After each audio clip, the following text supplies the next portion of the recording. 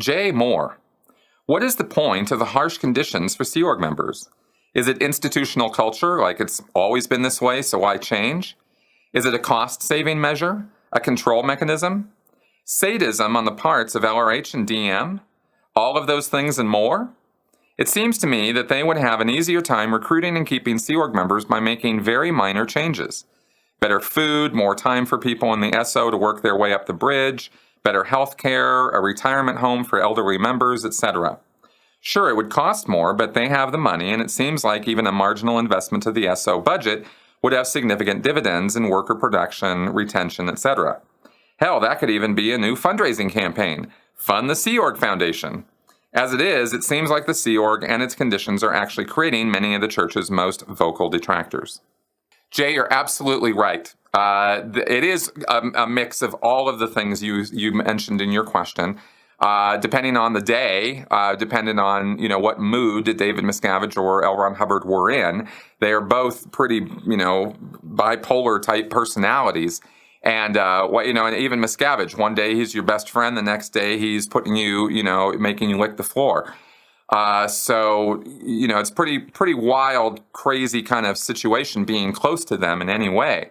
Very dangerous. But in terms of the Sea Org as a whole, yes, there is an institutional culture of this military, paramilitary kind of lifestyle. Hubbard's flag orders and issues to the Sea Org only all stress discipline and honor and code and this kind of thing, and taking all of this very, very seriously. It's a deadly serious activity, and if win or die in the attempt, right? So there's only one way out, and that's to win. So all of that discipline and control is directed to that. It's also that they consider that being in a harsh environment. Hubbard actually, again, wrote issues about this, saying that, people appreciate a harsh, tough environment. It's when things go slack and lazy that everybody that their morale drops out the bottom and nobody cares about their work anymore and nothing ever gets done. Whereas if you turn the volume way up and it's harsh, it's tough, it's disciplined, then people are more effective. They're stronger and more able as a result. So I'm not saying that's true. I think there's certain truths to what I just said, but I think that you can dial that volume up way too high, and that is what happens when you get into a Sea Org environment, as we've described in grim detail, all over the internet. So all of these reasonings go into why the Sea Org's environment is kept the way that it is. More recently, since all of this criticism has been coming out since the mid-2000s about all of this, the Sea Org has responded in some ways. The base pay, I think, has gone from $50 to $100 a week now.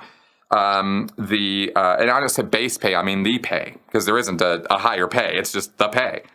I don't know about living conditions particularly. I'm not sure about the food situation. I can't imagine that it's a whole lot better than it was.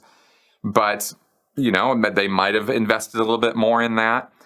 There were times where there would be crew welfare investment, and every time that happened, there was certainly a raise in morale on the part of the crew. So you're right, it does take very little things in order to make the Sea Org way happier. Because when your life sucks as hard as a Sea Org member's does, any little kindness is seen as exponentially to how we would see it out in the big wide world. So that's kind of what I can say about all of that. I do think very much so that that harsh, tough environment is really, in the end, only useful to the leadership, and that it is, in the end, a control mechanism. I think that really is its overall. If you're really going to step 3 feet back from it and look at the whole big picture, what's going on here, it's control, and I think that's really the bottom line answer on that.